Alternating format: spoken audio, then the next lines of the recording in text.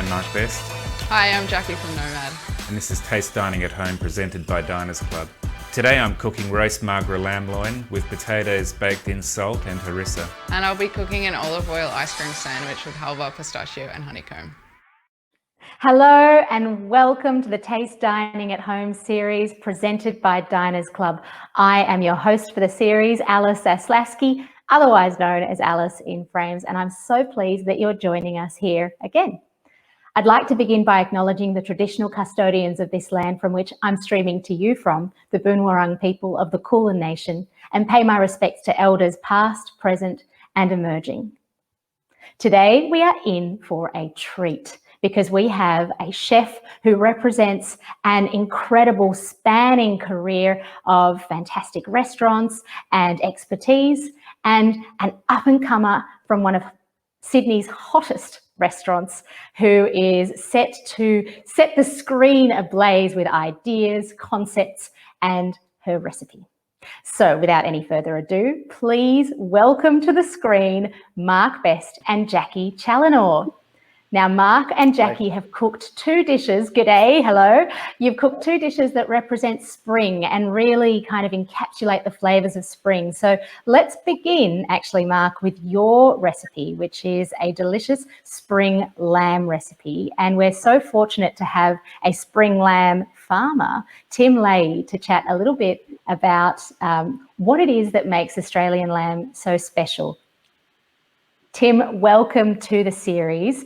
All over the world, Australian lamb is lauded for being, such a pleasure, being such a quality product that people really seek out. What is it that makes Australian lamb so special? Look, I think the thing that makes Australian lamb so special is no doubt our climate and environment. You know, the production of lamb in this country's second to none in the sense that most lamb is free range. So most lamb comes from grass, and we're very lucky that across Australia we have different landscapes, but Australian lamb does exceptionally well in Australia. You know, it's a fantastic product, and it's a better product when it's grass fed. That's what makes Australian lamb so superior to other countries. Totally, and there are so many incredible lamb breeds about the place. Obviously, a lot of the viewers at home would have heard of saltbush lamb. The Australian white is one that you're particularly interested in with Magra lamb. Talk to us about some of these kind of more special lamb breeds that we can look out for at the butcher. That's a good point, Alice. So I think for a long time, beef historically has been in categories. So Wagyu and Angus are very well known, and then there's a lot of subsidiary brands coming to the market, one of which is a Speckle Park brand that's coming to the market at the moment. And I think lamb traditionally has been clumped in one area. You know, it's been more of a commodity market, and breeds are now starting to come to the fore, and different breeds have different characteristics from a palatability and a culinary perspective, and the Australian white is one that has an exceptional low melting point of fat and a very delicate fine texture. So the Australian white is actually powering Magra lamb. So behind Magra lamb, the brand, the culinary brand of the Taddykill farming business is Magra, and it's powered by the Australian white, which is a haired sheep breed, which is very unusual for Australia. We normally, we built a lot of Australian farmers built their livelihoods off the back of a sheep's back, but we're like little cows, really. We're little mini haired sheep is the Australian one. And that's one thing that's actually quite interesting, you know, between Dorper lamb and as you say, Australian white, all of the different varieties, even right down to their coats, they've got different kind of self-shedding mechanisms and all of those sorts of things, and the quality of the meat. So, Mark, as a chef, when you're cooking Australian lamb, what is it about the flavour that you're trying to bring out? Look, you know, flavour pretty much looks after itself, and you know, a lot is said about developing flavour, but when it comes down to it, it's about putting enough salt on it. But for me, it's just about the quality and the flavour of the fat, the texture of the lamb, and then the salt to bring out those inherent qualities in terms of flavour. I'm one to sort of shy away putting rosemary on everything, or thyme, or too much garlic. I think they tend to dominate, especially with Magra being a true lamb, in terms of that it's 16 weeks old when it hits your plate. It's quite a delicate flavour, and it has a beautiful delicate nuttiness to it. So be careful not to overpower it. So a little bit of salt and perhaps some fresh cracked black pepper is all that's required. And obviously Australians are looking to find kind of those iconic quality products. Have you got butchers that you particularly encourage Sydney-siders to frequent to pick up some really high quality beef and lamb? Well, I think it's very important to support your local butchers. Stay away from the supermarkets and go to your local butchers on your high street and support them, because they certainly have a closer connection to the land than the supermarkets do. Our Magra is represented through Feather and Bone, who have their, I guess, an ethical standpoint, and butchers secondary almost. So Magra is represented through them, but certainly just to get to know your local butcher, and he or she will get to know what you like, and then you can go and become a regular like it used to be. And Tim, obviously Australian lamb is really popular overseas as well. Where do we tend to see a lot of kind of people being big fans of it? I know I was in Georgia in the former Soviet Union, and I was cooking a lamb dish, and I asked them to get some lamb, and they had Australian lamb for me. So are there particular export markets that just love it?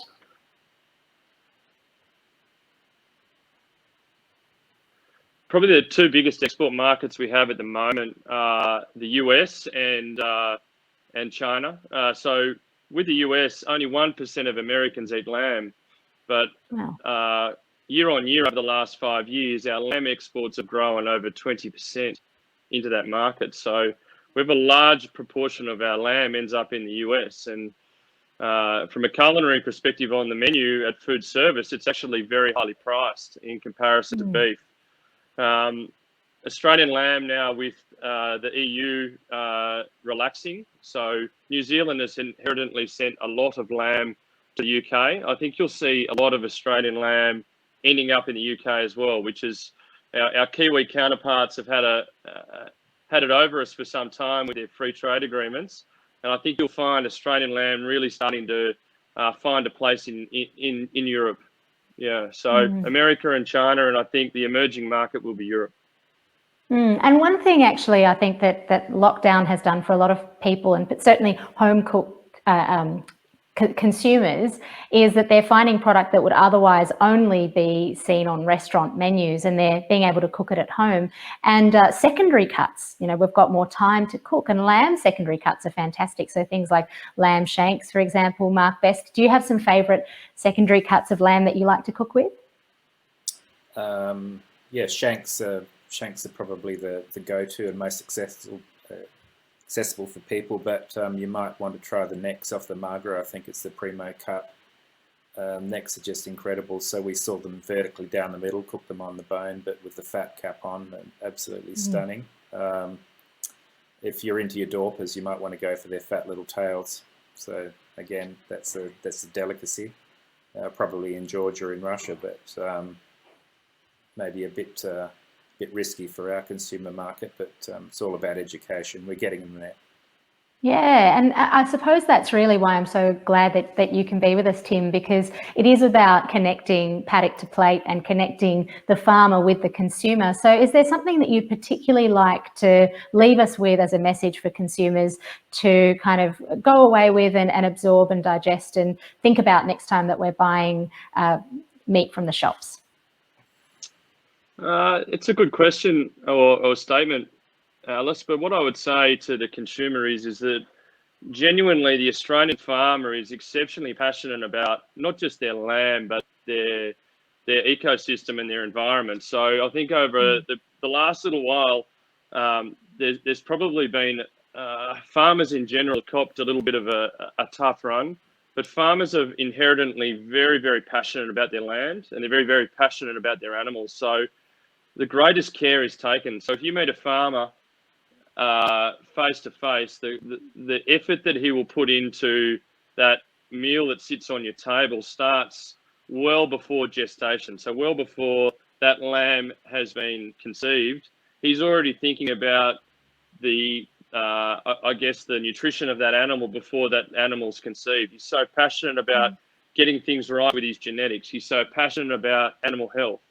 So there's art and science in getting that that cut on your plate, and that farmer is exceptionally passionate about the dining experience that the consumer has. So I think if I was to say one thing, the farmer is incredibly passionate about producing a very good product.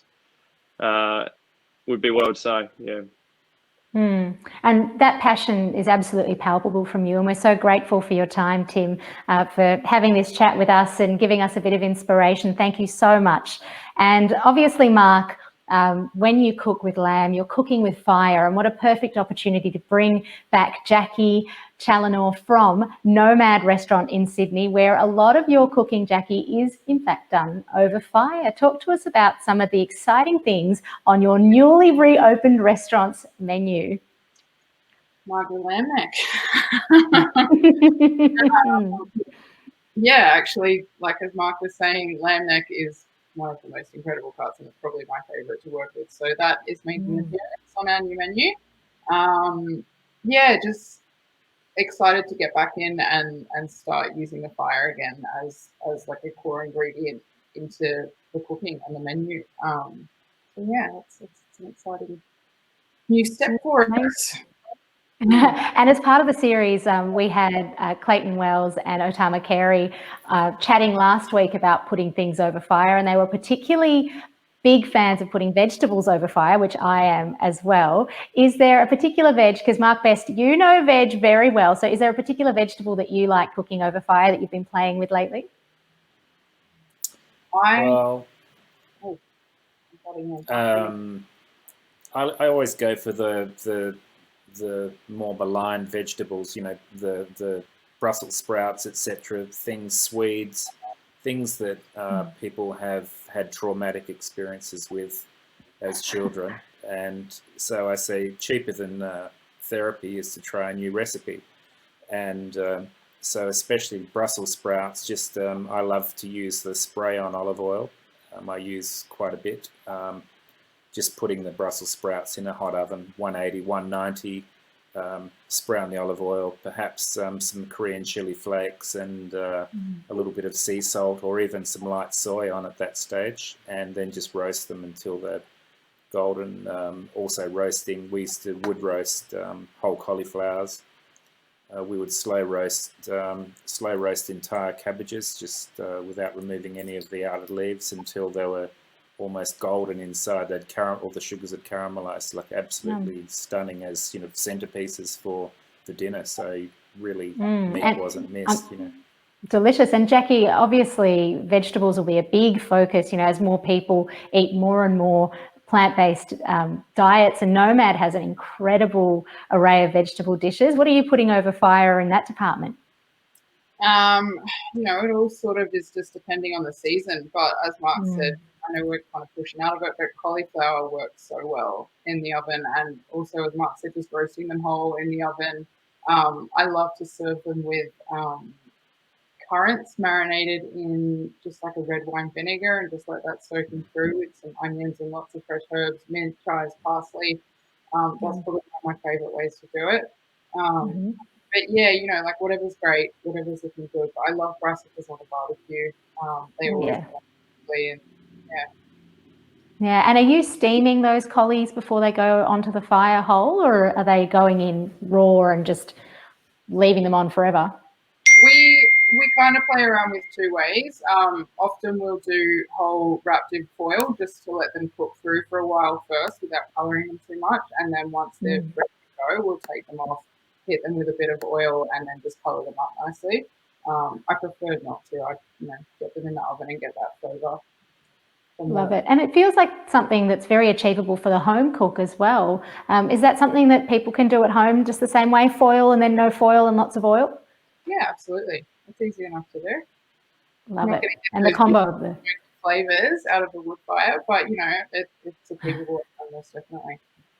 In terms of I think one of the things is that people have wrapped, say, potatoes in alfoil, which is good for protecting the vegetable from the actual coals, but when you put it into the domestic oven, foil becomes an impediment. You don't need foil because it actually, you know, it slows down the heat transfer.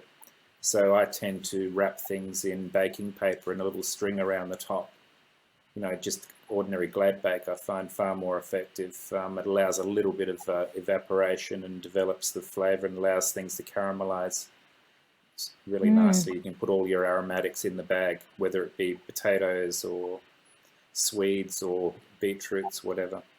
Just I love it. Almost and just wrap like them individually in little parcels, and they're delicious. Yeah, veg on papillote. And people love it. Yeah, little bonbons, little veggie Christmas crackers. You can pull them apart if you want.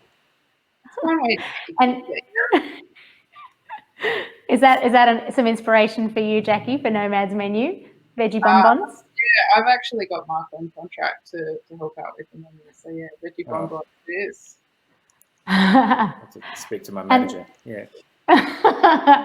Now, speaking of inspiration, this series is about inspiring people to cook recipes at home, and you two have supplied some incredible recipes for people to try out.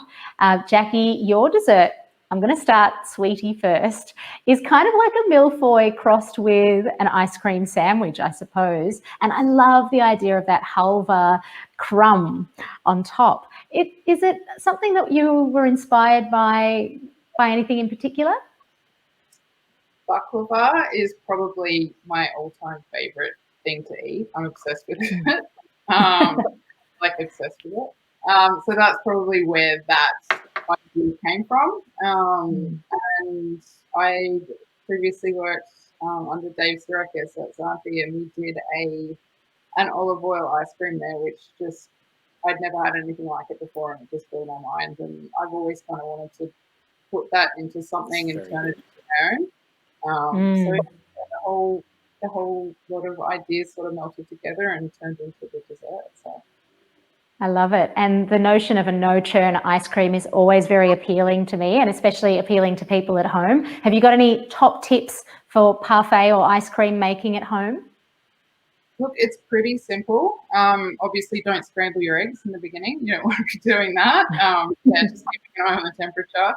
And I suppose for this recipe, just making sure that you're using a really beautiful olive oil, just to get the best out of the flavour. Love it. We're all about producers on the Taste Dining at Home series. So do you have favourite Australian olive oils that you cook with? Alto is my go-to. They're based down in Crookwell, down just past the Southern Highlands, and at home in the restaurant always they're my favourite. It's incredible oil, and it's a beautiful, beautiful farm, and they are some of the most passionate people you'll ever meet about what they do. So it's really special to work with them. And what about you, Mark Best? What about me, Alice? A favourite olive oil for you? Anything, the fresher the better for me. So probably any Australian olive oil that was picked in the last season. Something good solid flavour, and whatever's fresh for me. So no particular brand, but I love Australian olive oils, and in preference to, one of the classics in the Australian olive oil genre was probably Joseph McLaren Vale. Joseph olive oils, so absolutely stunning, quite the texture, quite thick and unctuous, and just really beautiful flavour. I mean, the McLaren Vale olives have grown there for hundreds of years, so they certainly have that, influence. Being that old has an influence on the fine olive oil as well. So all the settlers, totally, and plant. All the settlers down there, just planted olives back, 200 years ago, and some of them are that old, so quite incredible. Very. And it's a new concept to a lot of home cooks, the fact that olive oil has a shelf life, and maybe that we shouldn't buy the biggest drum that we can find, have a look at the use by date, or even a lot of the artisan olive oils like Alto will tell you when it was picked and when it was pressed too. Well, I think it's a relatively new thing, and I think provenance in general is new to the consumer. And I think that it's, through people such as yourself and, who have got a good voice in the media and food media and are telling people what to look for. And suddenly suppliers and even the big chains are suddenly seeing value in giving the consumer more information rather than less, and showing where their food is actually coming from. So if you're buying a litre of olive oil and it said made in Australia, you can trust that it is actually made in Australia and not, 4 years old from Spain via Italy. So, which is how it used to be. And people had a perception of olive oil that it was sort of slightly bitter and oxidized, and that was what they thought olive oil was. And of course, it was nothing to do with it. That was just a poor product.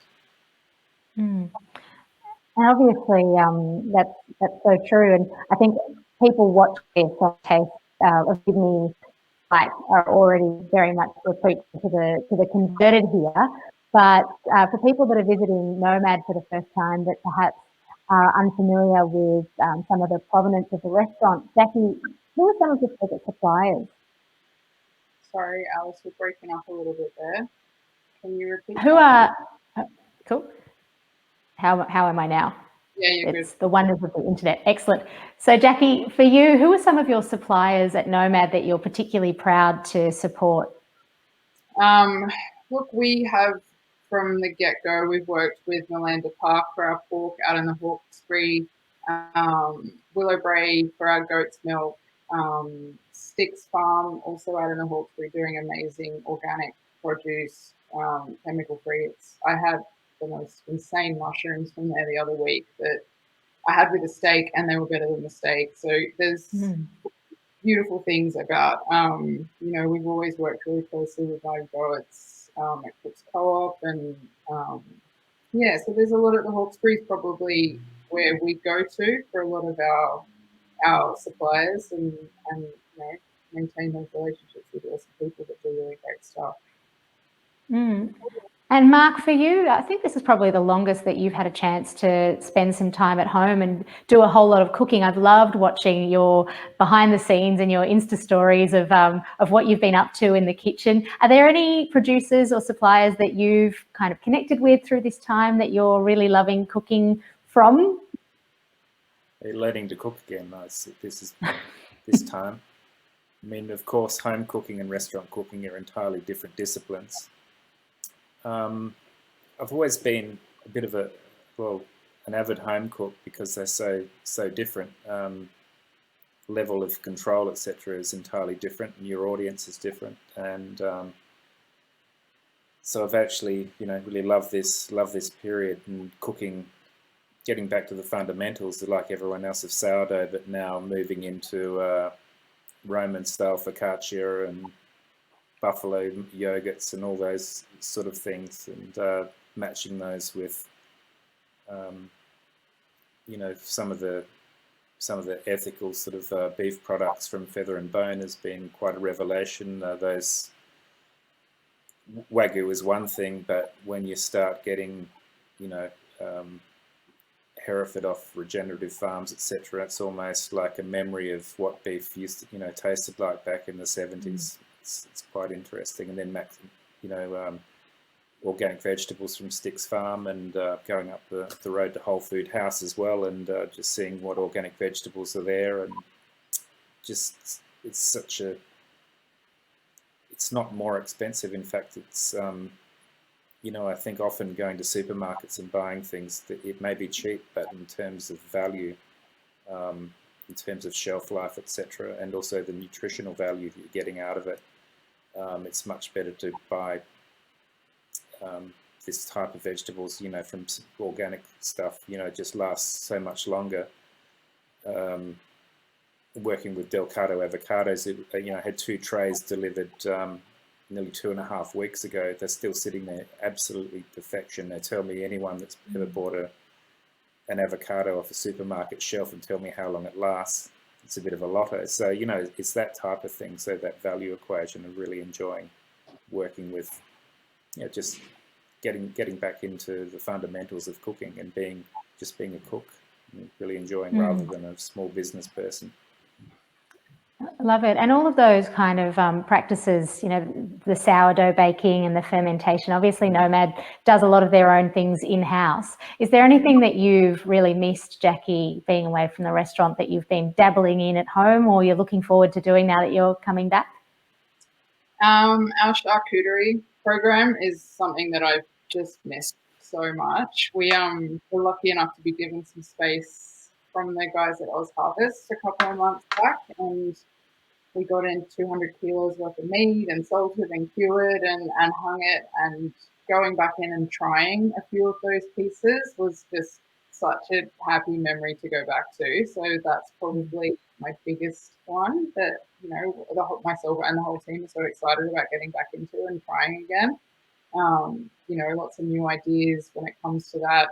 And again, the bread, I've been working on a new flatbread dough at home for the last couple of months, just trying to get that right, and it just doesn't come out the same in the home oven. And being able to get back into the kitchen and doing that in the wood fire oven is something that I'm so excited about. So yeah, it's just the simple things like that. I think just being able to do something from the ground up and watch it grow and change and progress, I think is something that I really love about what we do at Nomad. So I'm looking forward to getting back to that. Absolutely. And obviously, speaking of, watching something grow from the ground up, reopening a restaurant like Nomad, I'm sure there's a lot of expectation and a lot of very excited punters ready to come back into your doors. Have you had any reflections, and, are you thinking of doing anything differently, or are you looking forward to imparting some philosophy or ethos onto the team? Look, obviously we've got a brand new kitchen, which is so exciting. I think having time to reflect and sort of become healthy over the past 6 months is something that I really want to bring into the team and encourage. I think, the hospitality industry can just be really self-destructive.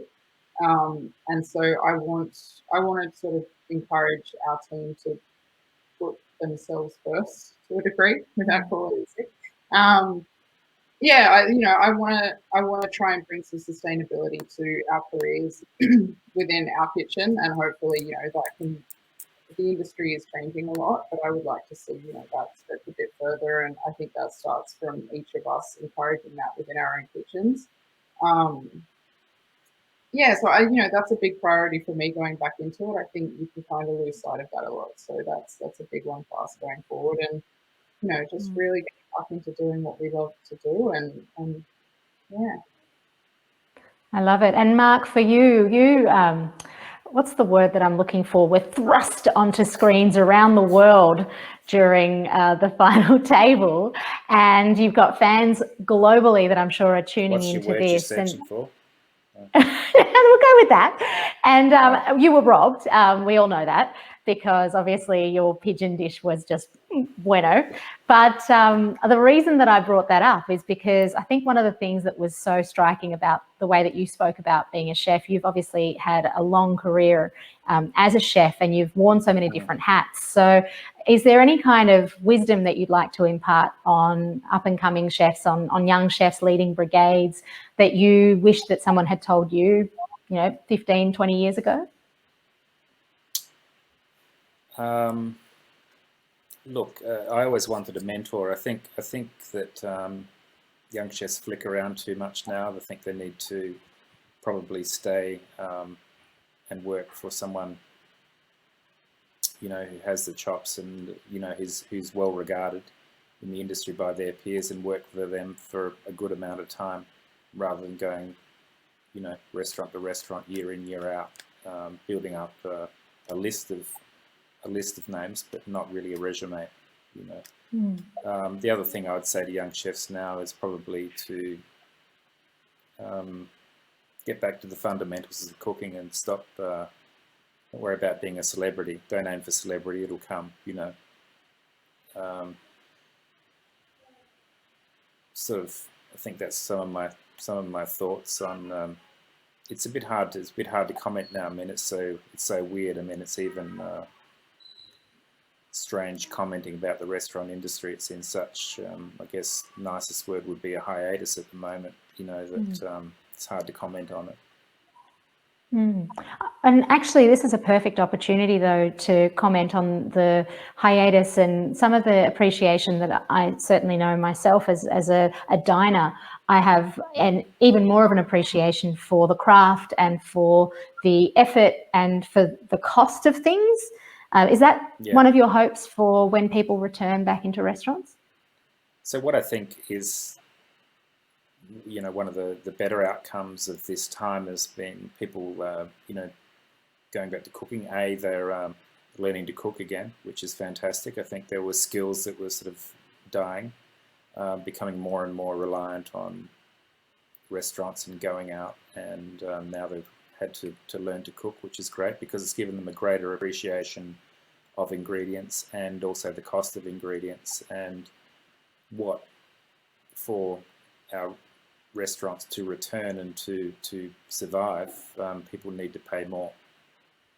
So people need to earn living wages and they need to work ordinary livable hours and earn a living wage for that.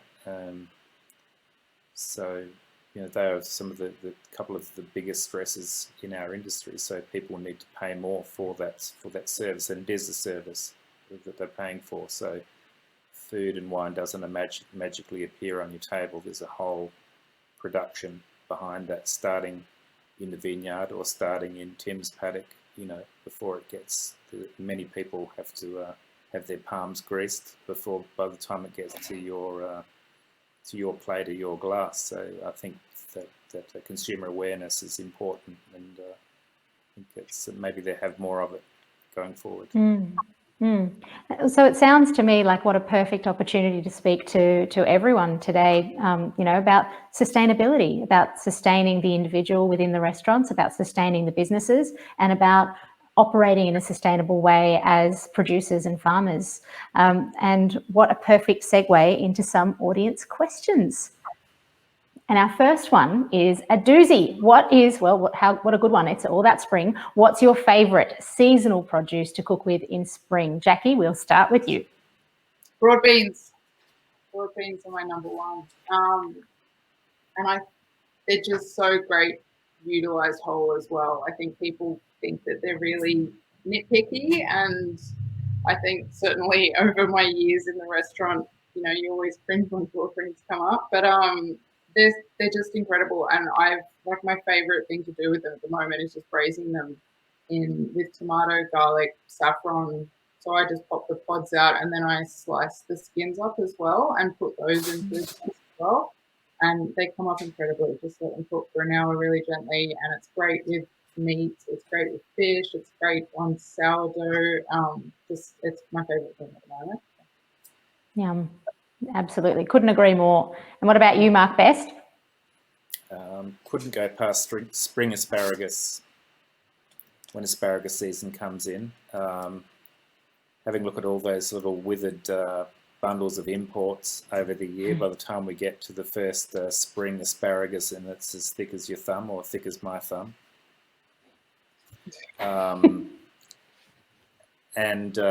You know, it's a meal in itself. I mean, you have three big spears of that with a homemade hollandaise. I mean, you're alive, I can tell you.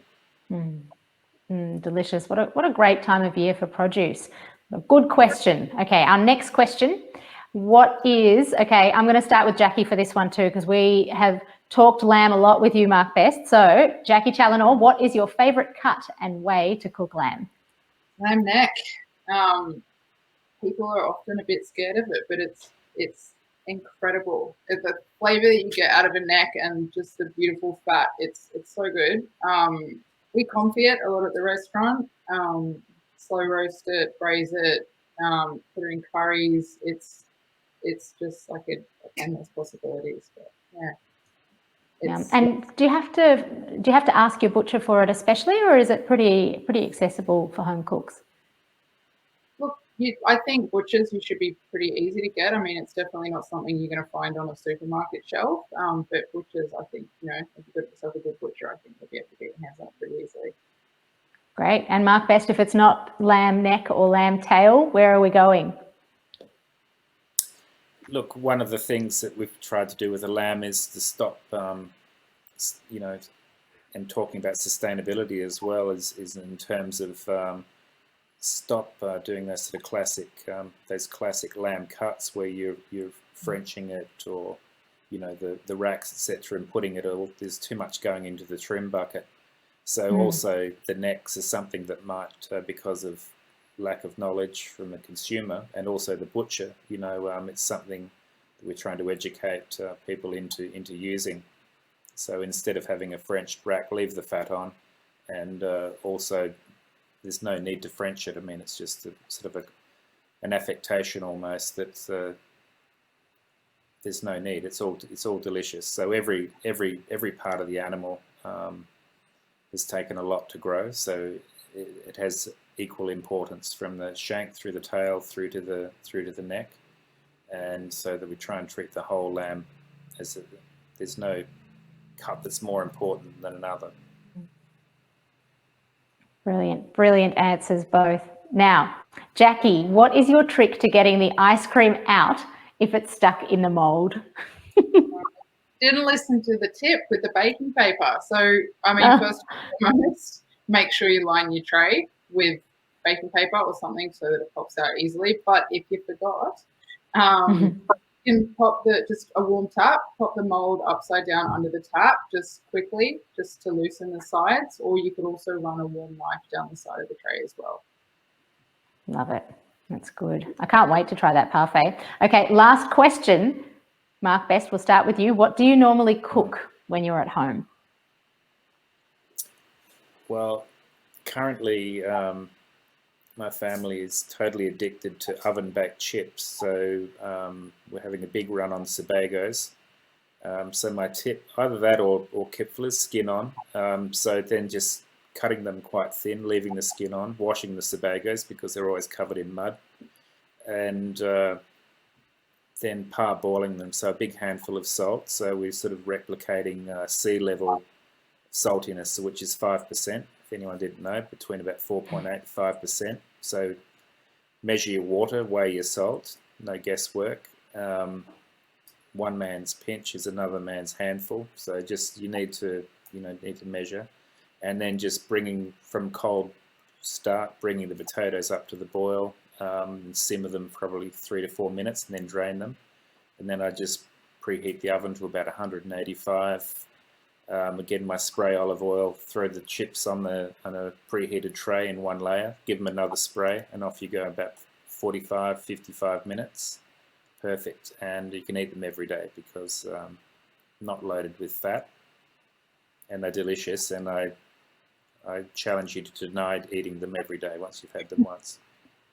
I'm salivating thinking about oven-baked chips now. I can't wait. Jacqui, have you got some more inspiration? Chip. This is just for you, Alice, is sometimes what I also do is put in like a half a cup of cider vinegar into the water as well. Bring out the my starch, favourite make them thing in even the fluffier. entire world, or it was until I had to get off my COVID pounds, was salt and vinegar Salt chips. and vinegar. So now, yeah, so now I put half a cup of cider vinegar plus plenty of salt into the blanching water, and absolutely delicious. Yum. So good. I hope that people watching this are thinking, oh, that sounds good. And the best part about these is because they're recorded, you can wind back and watch that whole description again, write it down, and you can make your own oven-baked chips. Passion. Yeah, passion for chips. Jacqui, what about you? What are you cooking at home? Besides my bread, which with fresh bread, I love eating fresh cheeses. So I've been doing a little bit of butter at home, which is super simple to make. Just melt a bit of cream, bring that up to about 80 degrees. You can get yourself a thermometer from it. Most stores are pretty easy to get your hands on. And then once you get to that, add a couple of tablespoons of yogurt just for the culture, and then just really gently bring that back up to the heat, and you'll see the curds start to form. And then you can just scoop those out over some muslin cloth and just let it rest. And that on fresh bread is one of my favorite things to eat. Bit of olive oil. Yum. I think some ricotta over oven baked chips might just be a great way to cap off this chat, and maybe serving with some oven roasted Brussels sprouts, some fire baked fresh Nomad bread and charcuterie. It sounds like a right old feast, and I cannot wait to visit your restaurant when I'm back in Sydney. And Mark Best, we can't wait to see what you're up to. Make sure that you're checking out Mark Best's one-man band production house adventures. Pretty amazing on the socials at the moment.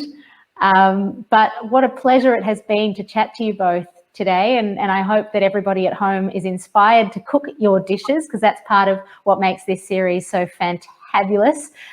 Please do check out the recipes on the Taste Dining at Home website, and while you're there, check out the other episodes that we've already shot, as well as the other recipes. All of it is available, and this whole series really is there to inspire you to buy great produce, to cook that great produce, to go out for great meals at restaurants like Jacquis, and to really continue to be inspired diners in this great club that we have here. See what I did there? Yes. So big ups to Mark Best and to Jacqui Challinor for this fantastic chat. Big ups to Diners Club for making all of this possible.